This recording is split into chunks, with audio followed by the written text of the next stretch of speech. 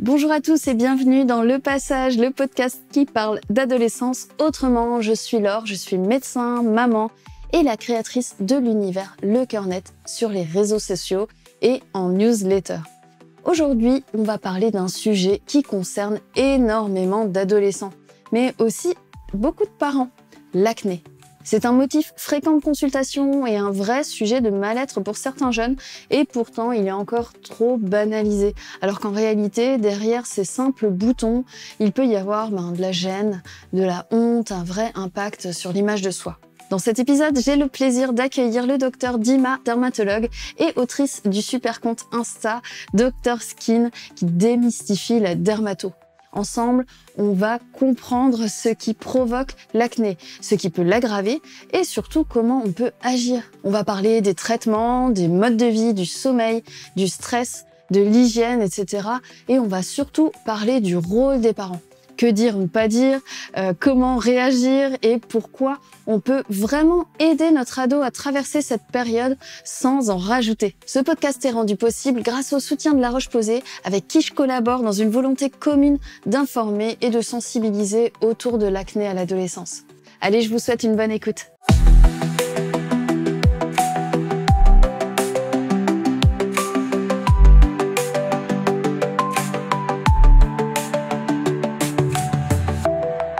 Hello Dima, merci d'être avec nous. Avec plaisir. Alors on va parler acné ensemble. Est-ce que tu peux me dire, tradition dans ce podcast, comment t'étais ado et surtout quelle était la musique de ton adolescence? Oh my god. Comment j'étais ado, j'étais pas forcément bien dans ma peau, comme je pense beaucoup d'adolescents. C'est pareil. Et après, j'écoutais beaucoup les Backstreet Boys, Shakira. J'ai un peu honte, mais franchement, j'ai grandi avec ça. J'avais quelques boutons, mais franchement, non, ça va. Je m'en suis sortie, pas mal bien sortie avec l'acné, ouais. Non, mais justement, tu as utilisé l'expression bien dans sa peau. Je trouve ça, finalement, oui. Elle veut dire beaucoup de choses, cette expression. Ouais. Alors aujourd'hui, il n'y aura pas de rubrique sans filtre. La rubrique sans filtre, c'est recueillir les paroles d'ados, mais effectivement, quand il s'agit d'acné, c'est pas toujours simple. Et je suis contente que tu sois là parce que ça va aider à démystifier aussi tout ça autour de l'acné. Alors aujourd'hui, ça concerne 80% des adolescents et adultes jeunes entre 12 et 20 ans. Dans 15 à 20% des cas, l'acné est même sévère. Chez 95% des personnes acnéiques, le visage, c'est la zone la plus souvent touchée par l'acné. D'autres régions du corps peuvent être atteintes, le dos, 43%, le cou, 20%, la partie antérieure du thorax, 20%. Bref, ces chiffres, ça dit quoi? Ça reflète un petit peu ce que tu vois au cabinet? Oui, complètement. Vraiment, c'est quelque chose de très, très fréquent. Aujourd'hui, une adolescence, on l'imagine forcément avec un peu de boutons, ça va avec la poussée hormonale. Voilà, donc c'est pas du tout quelque chose qui n'est pas normal. Et pourquoi justement c'est fréquent à l'adolescence? Tu parlais des hormones. Il y a un gros changement hormonal en fait qui s'opère à la puberté, et donc c'est ça qui va faire que on va sécréter plus de sébum, parce que c'est aussi à ce moment-là que les glandes sébacées vont se développer avec la poussée hormonale. Et donc, on sécrète plus de sébum et on sait que c'est vraiment le mécanisme d'apparition de l'acné.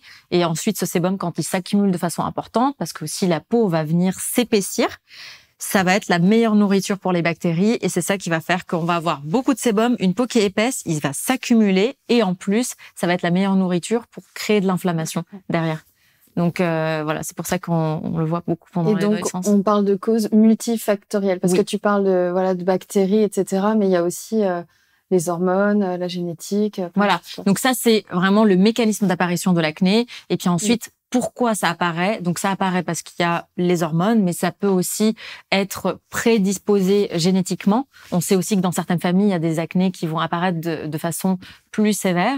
Mais il n'y a pas que ça. On sait aussi que le mode de vie va beaucoup influencer l'acné, notamment l'alimentation, le sommeil, la pollution, l'exposition au soleil, etc., etc. Et selon toi, c'est une maladie qui est plutôt de passage, comme le suggérerait ce podcast? Alors, la plupart du temps, ça reste quand même une maladie de passage. Maintenant, on a aussi des modes de vie qui sont en train de se modifier par rapport à ce qu'avaient nos parents. Avant, c'était vraiment une maladie, entre guillemets, de l'adolescent. Et puis ensuite, il y en a certains qui gardaient à l'âge adulte, mais la plupart du temps, ça finissait quand même par guérir. Aujourd'hui, on a des modes de vie qui ont complètement changé. On est plus stressé, on dort moins bien, on mange beaucoup moins bien, beaucoup d'aliments ultra transformés, riches en sucre rapide, en mauvaise graisse, qui vont favoriser la pérennisation de cette acné. Donc, il y a des choses quand même qu'il faudra mettre en place. Alors, à prendre au sérieux, oui et non, c'est pas une maladie grave, mais oui, c'est quand même à prendre un tout petit peu au sérieux dans le sens où ça peut beaucoup impacter la confiance en soi et le bien-être de certaines personnes. Donc, il faut pas le négliger dans ce sens-là. Ouais, il faut pas banaliser. Faut pas le banaliser. D'autant que ce que tu décris, c'est aussi très sociétal. En fait, tu dis le mode de vie, notre société, la malbouffe. Enfin, je veux dire, on est tous concernés, quoi. C'est difficile de manger, même si on entend tous les conseils d'alimentation saine. C'est difficile d'avoir quelque chose aujourd'hui dans notre train de vie. Même les ados, je veux dire, ils ont beaucoup d'activités. Souvent, ils ont des vies à 100 à l'heure, quoi. Moi, je veux pas culpabiliser les gens parce que j'ai malheureusement, voilà, il y a aussi beaucoup d'adolescents qui viennent me voir en consultation qui ont de l'acné. Ils me disent, mais je comprends pas parce que moi, je mange bien, je dors bien, je fais de l'activité sportive, etc. Mais pourtant, j'ai de l'acné. Donc, faut pas culpabiliser, mais en même temps, il faut se dire aussi qu'il y a certaines choses qui font que cette acné qui est présente peut s'aggraver et qu'on peut essayer d'améliorer ces choses-là. Et justement, alors on va pointer sur ces choses qu'on peut améliorer, sur lesquelles on peut jouer. Tu as cité le sommeil. Oui. Donc voilà, c'est vraiment le pilier. Hein. Il y a un truc qui s'appelle la chronobiologie. Et en fait, c'est la réparation de nos tissus qui s'opère pendant le sommeil. Et donc, on sait que la peau, elle se répare beaucoup pendant le sommeil. Et donc, si on se prive de cette phase de réparation, on cicatrise moins bien. Et aussi, on sait qu'il y a l'hormone de l'éveil, qui est le cortisol. Plus on a un sommeil qui va être court, plus on va sécréter ce cortisol qui peut aussi aggraver cette présence de sébum, d'inflammation au niveau de la peau. Donc, c'est important de le savoir. Ouais, donc on mise déjà sur le sommeil. Tu disais le stress. Alors, le stress. C'est pas évident, pareil. Hein. Faut pas être stressé. Voilà, faut pas être stressé. Et donc, en fait, c'est quelque chose qui va nous stresser encore plus. Donc, c'est pas toujours évident. Le bac, tout ce que tu veux. Enfin, tout ça, c'est stressant. On peut mettre en place quand même des petites routines, si on peut.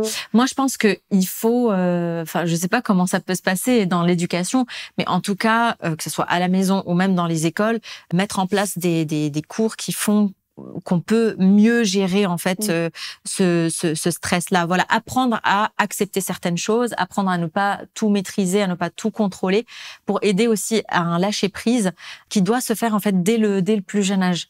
Parce que malheureusement, c'est pareil. Je sais pas si toi tu vas en consultation des enfants ou des jeunes ados, mais on voit de plus en plus de personnes de jeune âge qui parle de stress. C'était quelque chose dont on parlait quand Enfin voilà, c'était un terme d'adulte, tu vois.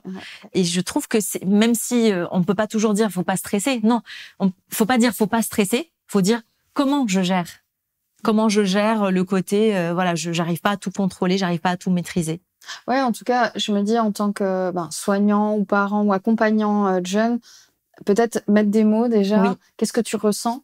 Souvent, les jeunes, des fois, ils somatisent. Tu vois, ils ont mal, on va dire, je sais pas, à la gorge, mal au ventre avant d'aller à l'école. Alors là, on parle de stress généraux, mais c'est intéressant parce que ça peut être aussi du stress lié, par exemple, à notre peau, en faire une obsession, etc. Ça, c'est des choses qu'on doit apprendre aussi à notre enfant. Est-ce qu'on peut pas prendre un peu de recul sur ces choses-là? Alors, évidemment, je mesure mes mots parce que un enfant qui est pas bien dans sa peau, qui est complexé, c'est difficile. Mais c'est vrai que dès le plus jeune âge, et en particulier à l'adolescence, quand il y a des changements comme ça, je pense que ça s'apprend. On peut expliquer que c'est normal de changer, d'avoir un corps qui change, une peau qui change. Voilà, on commence à transpirer, tous ces trucs-là, c'est nouveau. Et il faut du temps. Voilà, et leur dire que c'est normal, comme tu as dit tout à l'heure avec tes chiffres, 80%. C'est énorme. Donc en fait, finalement, la norme, c'est d'avoir de l'acné, tu vois. Finalement, c'est ça qu'il faut se dire, c'est que c'est normal de pas tout avoir tout en place. Faut pas non plus, c'est pareil, trop être influencé par tous ces réseaux qui montrent des choses qui sont pas forcément vraies, qui ne reflètent pas la réalité. Ah ben il y a pas 80% des jeunes sur les réseaux qui ont de l'acné. Exactement. En fait, c'est souvent ceux qui sont beaux, qui mettent des filtres, une police, etc. Mais c'est pas ça la réalité. La réalité, on a tous de l'acné quasi à l'adolescence, et c'est quelque chose qui est la plupart du temps, heureusement, de passage. Et le truc vraiment qui est important à faire passer comme message, que ce soit pour les parents ou les personnes qui sont dans l'éducation, c'est voilà, apprendre à accepter son corps comme il est, apprendre aussi à pouvoir peut-être faire des choses pour améliorer certains aspects qui peuvent nous gêner, mais sans toutefois en faire une obsession. Tu vois, de se dire j'ai un bouton, c'est horrible. Enfin, vraiment, des fois j'ai des mots alors que je vois le patient, il a une acné qui est légère et je sais très bien qu'elle va partir. C'est horrible, j'ai plein de points noirs sur le nez, je me trouve moche. Non, t'as plein de points noirs sur le nez, c'est pas la fin du monde. On peut essayer de les traiter, mais c'est pas ça qui va définir qui tu es physiquement. Bien sûr. Ouais. Et on parlait aussi du cycle hormonal. Oui. Alors bon, les hormones, c'est un peu l'ébullition quand on est ado. Est-ce qu'il y a des traitements pour l'acné qui seraient à base d'hormones? Est-ce que toi, tu prescris? En tant que dermato, non. Aujourd'hui, les hormones, faut pas les banaliser. C'est responsable quand même de pas mal d'effets indésirables. Moi, en tout cas, c'est pas l'indication. Quand une adolescente va venir me voir parce qu'elle a de l'acné, je vais pas lui dire, je vais te prescrire une pilule pour de l'acné.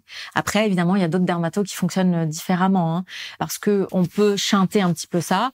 Si on voit qu'elle a des problèmes hormonaux, si on fait des dosages et qu'on voit qu'il y a des déséquilibres, si dans la famille il y a des problèmes, etc. Dans certains cas, par exemple, du syndrome des ovaires polykystiques, ça peut être intéressant. Maintenant, c'est vraiment au cas par cas. Il faut pas du tout banaliser l'utilisation des hormones pour traiter l'acné. Parce qu'aujourd'hui, on a d'autres traitements qui peuvent être prescrits avant.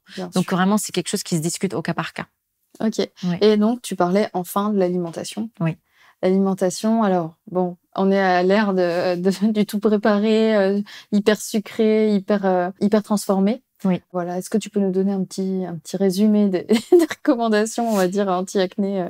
Ce que les études ont montré, c'est que ce sont les sucres rapides, donc les index glycémiques élevés, qui sont consommés en grande quantité, qui vont être responsables d'une augmentation de l'inflammation et donc qui vont favoriser l'acné. Avant, on disait tout le temps non, l'alimentation, ça n'a rien à voir, etc. Si, il y a vraiment aujourd'hui des études qui l'ont montré, donc c'est important de prendre ça en considération. Mais de toute façon, on le sait, c'est quoi une alimentation saine? On n'est pas obligé d'être vraiment dans l'obsession, mais on le sait, une assiette composée, équilibrée, c'est des fruits, des légumes, avec beaucoup de fibres, beaucoup d'antioxydants pour lutter contre l'inflammation. Mais c'est aussi des glucides complexes. Faut pas non plus les enlever complètement, les sucres. Les sucres sont importants.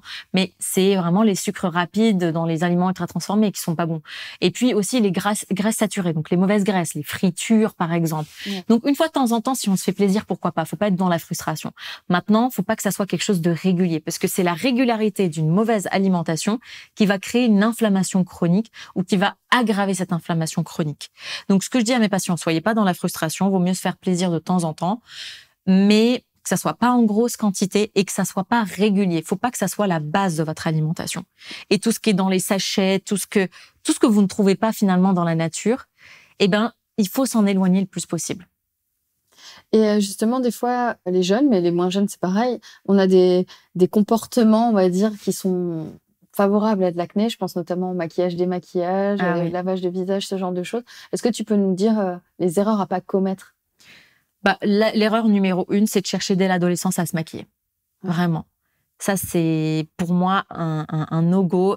C'est hyper important, en fait, de travailler un maximum la confiance en soi. Alors, tu me diras, c'est pas toujours facile de s'accepter comme ça.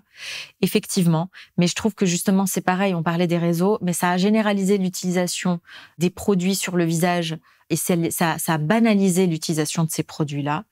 Or, ces produits-là vont venir étouffer la peau et ils vont venir enfermer le sébum, aggraver l'inflammation et c'est un cercle vicieux. On se retrouve avec plus de boutons, donc on se maquille plus, on a plus de boutons, donc on s'en sort pas du tout. Sa peau, il faut la laisser respirer. Parce que déjà, le problème de l'acné, c'est que le sébum, il s'écoule pas correctement, il est présent en grosse quantité, la peau est épaisse, donc il s'accumule. Donc si en plus, on vient l'étouffer sous une couche de crème, de maquillage, on va pas s'en sortir. Donc c'est pas du tout un bon geste. Pour moi, le maquillage, faut que ça reste vraiment quelque chose d'optionnel. De temps en temps, on est gêné, on a un événement, ok, mais pas tous les jours. Et si on se maquille, il faut bien se démaquiller. Pas utiliser des pinceaux, des trucs, des éponges, c'est pareil, je les vois partout sur les réseaux, c'est des nids à bactéries. Ça, c'est vraiment très mauvais. Et on se lave le visage tous les soirs. Oui. Au minimum, l'idéal, c'est même une douche pour bien se préserver de toutes les pollutions. Mais filles et garçons. Filles et garçons, alors il faut se laver le visage au moins une fois la journée, le soir, idéalement, avec des gels lavants adaptés aux peaux acnéiques. Après, parfois pour les personnes qui ont vraiment une sécrétion de sébum très importante, ça peut être matin et soir. Mais voilà, au moins une fois. Parce que justement, l'accumulation des impuretés, de la pollution, etc., va aussi aggraver cette inflammation. Et toi, tu dirais que l'acné, ça peut être un signal de mal-être d'un jeune? Parce qu'on parlait de stress tout à l'heure. Ou pas forcément? Plus ou moins. Non, franchement, Une à fatigue. l'adolescence, c'est surtout vraiment la poussée hormonale. Ouais. Mais le fait qu'il y ait tout un tas de facteurs autour peut aggraver la présence de cette acné. Donc, moi, je pense que c'est plutôt l'acné qui va générer un mal-être et qui fait que on se retrouve à paniquer et à faire tout un tas de choses qui font que parfois, ça nous fait aggraver aussi notre acné. Ouais, je vois bien. Et donc, les traitements. On a parlé des facteurs aggravants du mode de vie sur lesquels on peut jouer. Si on consulte auprès d'un dermato, il peut nous donner différents traitements en fonction de la gravité. Est-ce que tu peux donner un petit peu les explications? Alors, brièvement, on a des traitements locaux. Nous, en fait, globalement, on va mettre un grade, un stade à cette acné. Et selon la gravité, quand je parle de gravité, c'est pas du tout une maladie grave, mais selon le stade et la sévérité de cette acné, on a des traitements différents. Donc, ça va être des traitements locaux. C'est des traitements sous forme de crème, mais c'est des traitements qui marchent très bien. On a des rétinoïdes, donc c'est toute la classe des molécules qui vont venir favoriser le renouvellement cellulaire. Et puis des molécules anti-inflammatoires. Je vais pas rentrer dans le détail du nom des molécules parce que vraiment, selon la personne, on va avoir des traitements différents. Et puis ensuite, on a les traitements par voie orale, des antibiotiques. Et pour des acnés qui sont vraiment résistantes avec des risques cicatriciels, on peut aller jusqu'à l'isotrétinoïne, le fameux traitement qu'on appelait avant le Roaccutane. Et la molécule, c'est l'isotrétinoïne. Après, c'est vrai que c'est jamais anodin, ces traitements. Il y a tout plein de recommandations, notamment par rapport au soleil, au risque de grossesse aussi, ce genre de choses. Exactement. C'est des traitements qui sont très réglementés. Il faut vraiment le faire avec un dermato qui a l'habitude de le faire et qui va pouvoir le suivre bien comme il faut, régulièrement avec des prises de sang. Il y a des indications très spécifiques. Faut pas dire, j'ai 2-3 boutons, il me faut du Roaccutane. Ça se passe pas comme ça du tout. Donc, c'est hyper important de respecter aussi ces recommandations-là et de pas vouloir des traitements à tout prix. Et pourquoi il faut être patient, justement, avec les traitements? Toujours. Déjà, quand on a de l'inflammation, la peau a besoin de se réparer. Et donc, ce processus demande du temps. On peut pas se dire d'un coup, voilà, je mets une crème 2-3 jours et je veux que ça disparaisse. C'est pas de la magie. Le corps, il a besoin de temps. Il faut savoir que quand il y a un bouton qui sort, si tu as un bouton qui sort aujourd'hui, c'est parce que pendant des semaines, il s'est préparé en fait à arriver et à sortir. Donc on peut pas lui demander de disparaître du jour au lendemain. C'est pour ça que je dis toujours à mes patients, mais est-ce que quand tu as essayé d'éclater ton bouton, il a disparu? Non, il ne disparaît pas comme ça. Donc il faut du temps, c'est comme ça qu'on obtient les meilleurs résultats et les résultats sur le plus long terme avec le moins de cicatrices. C'est hyper important. Ça permet aussi de se dire qu'il faut éviter de se décourager précocement en fait. Oui. Je me dis, si notre enfant va chez le dermato pour de l'acné, d'emblée, il faut quelque part lui dire, écoute, on démarre une prise en charge. Faut être conscient que ça va prendre quand même plusieurs mois. C'est important, l'éducation. En fait, je me rends compte, moi, je passe beaucoup de temps quand je parle d'acné en consultation parce que l'éducation va aider énormément au traitement. Et leur faire comprendre que ça demande du temps, que parfois même l'acné peut commencer par s'aggraver avant de s'améliorer quand on fait le traitement, qu'on peut être irrité, qu'on peut avoir des rougeurs, qu'il faut pas s'exposer au soleil. C'est important de les éduquer là-dessus parce que sinon ils vont vouloir des résultats instantanés et ils vont être déçus par tous les traitements qu'on va leur prescrire. Ouais, ça me fait penser, j'ai créé une fiche dans ma newsletter sur le soleil et justement sur des peaux acnéiques. Il y a cet effet rebond dont on parle, les dermatos connaissent très bien, mais c'est vrai que c'est terrible. Le soleil, il va améliorer en phase initiale, on va dire, l'acné. Et finalement, au mois de septembre, octobre, entre guillemets, c'est la catastrophe, on peut dire. Et si on n'est pas informé de ça, mais c'est terrible en fait pour le moral des troupes, quoi. Et je pense que, comme tu disais, c'est de l'éducation, en fait. Savoir ça. Oui, complètement. Faut vraiment savoir, le soleil, ça va favoriser la sécrétion de sébum, ça va épaissir la peau. Donc, ça a un effet anti-inflammatoire. C'est pour ça que les boutons rouges, ils vont régresser quand on s'expose. Et puis ensuite, il y a ce phénomène rebond où l'acné, elle est encore plus importante que quand on a commencé à s'exposer au soleil. Et quel est l'impact de l'acné sur l'image de soi? Justement, comment tu le vois, toi, avec tes patients? Elle est quand même, je trouve, assez importante chez certains adolescents. Alors, certains vont consulter parce que c'est leurs parents qui sont plus gênés par l'acné que l'adolescent lui-même. Ça arrive quand même. Oui, ça arrive. La maman qui va venir dire « Ah, mais il a plein de points noirs, docteur. Il faut lui enlever, c'est moche. C'est pas très beau. Et puis, je veux pas que ça évolue. » Et puis, on a aussi les adolescents qui regardent les réseaux, qui sont complètement paniqués parce qu'ils ont quelques points noirs, quelques petits kystes. Enfin, en fait, j'ai un peu de tout. Donc, oui, ça perturbe l'image de soi. Le visage, c'est un peu le centre, en fait, notre centre. C'est notre interface avec le monde extérieur, surtout quand on est adolescent, on se cherche énormément. On a beaucoup de changements qui s'opèrent au niveau du corps. Et quand on a un visage qui n'est pas lisse, avec des boutons dessus, ça altère encore plus notre confiance. Déjà que l'humeur, elle est modifiée par les poussées hormonales. Là, on se regarde dans le miroir, on se dit ouais, c'est pas net comme j'ai envie que ça soit. Donc ça peut vraiment altérer cette confiance. Mais si j'ai quelque chose à dire, même aux parents, vraiment, c'est d'essayer aussi de redonner un petit peu cette confiance en soi que l'adolescent a perdu. C'est aussi à eux de lui dire c'est normal d'avoir de l'acné. On va essayer de faire en sorte qu'on puisse la traiter du mieux qu'on peut pour qu'elle s'en aille ou alors pour qu'elle laisse le moins de traces possible. Maintenant, tu es beau, tu es belle. Tout ça, ce n'est que temporaire. Il faut pas non plus que ça soit au centre de ta vie. Là, c'est qu'une période temporaire de ta vie. Et crois-moi, tu ne vas pas être comme ça toute ta vie. C'est important. C'est vraiment important parce que si on les ancre dans c'est moche, un point noir, faut absolument lui enlever, c'est horrible. Lui, qu'est-ce qu'il va avoir? Va se dire, déjà, ma mère, elle me trouve moche. Alors, qu'est-ce qu'ils vont penser mes camarades, quoi? C'est vrai que c'est pas évident en tant que parent parce que à la fois, j'entends, on doit enseigner la confiance en soi et en même temps, on peut vite fait être maladroit parce que j'imagine que quand on a envie de consulter pour son enfant, c'est pour son bien. On peut avoir des peurs comme les cicatrices, par exemple. Alors, à quel moment vraiment on doit consulter? Oui, certains parents ont par exemple eux-mêmes vécu la situation ou ont eu des traitements assez agressifs comme l'isotrétinoïne, donc ils ont peur pour leurs enfants, donc ce qui est complètement compréhensible. La seule chose qui est vraiment importante, c'est de se dire voilà, est-ce qu'il a une bonne hygiène de vie? Est-ce que j'ai déjà essayé des traitements locaux qui sont disponibles à la vente libre en parapharmacie? Est-ce que malgré ça, il y a toujours de l'acné? Oui, dans ce cas-là, ça vaut le coup de consulter. Mais dans ce cas-là, si on consulte, il faut aussi que l'adolescent puisse participer à cette consultation et qu'il soit vraiment volontaire. Puisque finalement, c'est sa peau à lui et c'est important de l'inclure dans le soin et pas lui dire « je t'oblige à venir et je te traîne en consultation pour pouvoir te débarrasser de tes boutons qui sont moches ». C'est vraiment lui expliquer la démarche pour lui dire « voilà, écoute, moi je préfère que tu consultes parce que moi-même j'ai vécu cette situation plutôt que de laisser traîner quelque chose qui pourrait te donner des cicatrices et ensuite augmenter ton mal-être finalement. » Ouais, et puis surtout qu'à l'adolescence, il peut bien intégrer ça. Alors peut-être il va mettre du temps, venir en consultation pour poser le cadre, on va dire, et finalement peut-être revenir en consultation beaucoup plus tard. Exactement. Avec un peu de réflexion. Oui, c'est ça, exactement. Alors est-ce que tu serais OK de partir sur un vrai faux? Allez, c'est parti.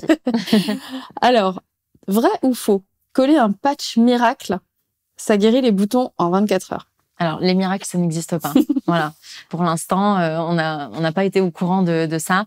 Mais à chaque fois que vous voyez quelque chose de miraculeux en termes de soins de la peau, il faut surtout fuir. Donc, quand on vous promet que quelque chose va faire disparaître votre bouton comme par magie, ça n'existe pas. Les patchs, souvent, sont soit quelque chose d'occlusif, donc ça va finir par enfermer l'inflammation, le sébum sous un pansement, et donc ça peut faire proliférer l'inflammation, donc parfois même aggraver le risque de cicatrice, ou alors ça contient des produits asséchants, et c'est pas forcément adapté. Les boutons, il faut quand même les laisser cicatriser. Alors, évidemment, on s'aide par des traitements locaux adaptés, mais il vaut mieux le plus possible les laisser à l'air. Donc voilà, moi je suis pas forcément pour les patchs. Les patchs ou alors de façon hyper exceptionnelle, genre il y a un mariage. Exactement, ça, voilà. Après on est gêné sur le plan esthétique, on a un événement, pourquoi pas, mais pas à utiliser de façon systématique.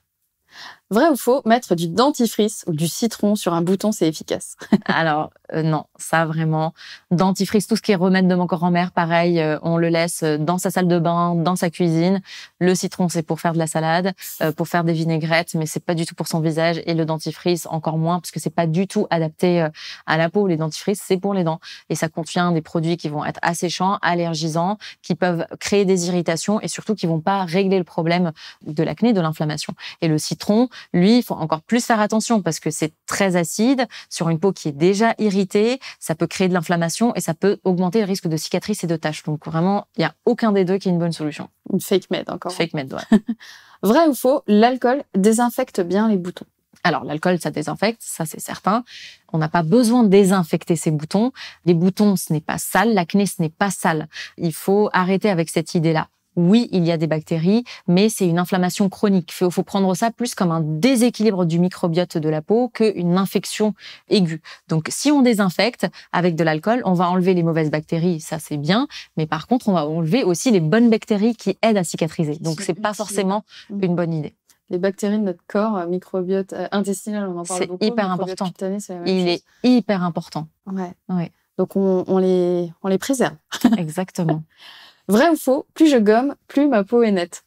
Non, ça c'est complètement faux. Pareil, une idée complètement reçue. Les gens utilisent les gommages en se disant bon, je vais récurer ma peau est sale, donc comme ça, je vais pouvoir me débarrasser des boutons. Encore une fois, il faut comprendre que la peau c'est un organe qui est vivant. Donc, quand on va gommer, on va créer un phénomène où on va venir assécher la peau. Et donc, qu'est-ce qui se passe quand on assèche sa peau? On a des récepteurs au niveau de la peau. Elle se dit ah, je suis sèche, donc qu'est-ce que je vais faire? Je vais sécréter encore plus de sébum. Donc, je vais me mettre dans un cercle vicieux où je vais reproduire du sébum, donc recréer une potentialité d'avoir de l'inflammation à nouveau, donc à nouveau des boutons. Tu as peut-être déjà testé, moi en tout cas j'ai testé quand j'étais ado, les masques qui se vendaient en parapharmacie où je me dis ah c'est super, je le mets, je vais gommer ma peau. C'est génial, t'avais le nez qui était luisant, juste après le nez il est complètement sec, t'es trop contente et 1 heure après il est encore plus luisant qu'avant. C'est vraiment ça qu'il faut comprendre, c'est que on ne gomme pas, on n'est pas là pour récurer la peau c'est pas du carrelage, il faut régler le problème de fond de l'acné, qui est l'hypersécrétion de sébum, l'épaississement de la peau et l'inflammation, et ça se règle pas en gommant. Vrai ou faux, si j'ai de l'acné, c'est que je mange vraiment trop gras? Plus ou moins. Donc, en fait, ce qu'il faut comprendre, c'est que si on a de l'acné, c'est qu'il y a un phénomène inflammatoire qui se passe avec tout un tas de facteurs. Et souvent, c'est pas une cause, l'acné, c'est plusieurs causes qui font comme un cocktail explosif. Donc, certaines personnes, si vraiment elles abusent d'une alimentation ultra transformée, très riche en sucre rapide, en mauvaise graisse, peuvent déclencher de l'inflammation. Mais on ne sait pas dans quelle mesure. Mais après, il faut pas non plus culpabiliser les gens. Ce n'est pas que l'alimentation qui est responsable de l'acné. Si quelqu'un a une acné, ce qui est certain, c'est qu'une mauvaise alimentation peut aggraver l'acné. Et donc, même si on met un bon traitement, on va pas forcément avoir des super résultats. Par contre, ce n'est pas toujours que ça. Ouais, c'est ça. Donc, ton message, il est très bienveillant et déculpabilisant parce que on peut aussi se dire qu'on a mis plein de choses en place et il y a des choses qui nous échappent, qu'on peut pas maîtriser. Exactement. On peut pas tout maîtriser, mais par contre, on peut pas se dire non, mais en fait, de toute façon, l'alimentation, ça n'a rien à voir. C'est mes hormones, donc je m'en fiche de faire attention. Non, il faut vraiment trouver un équilibre entre les deux. Merci beaucoup, Dima. Est-ce que avant de se quitter, tu pourrais donner un petit conseil à un ado de 15 ans, par exemple, ou alors à ses parents? C'est un message à leur donner.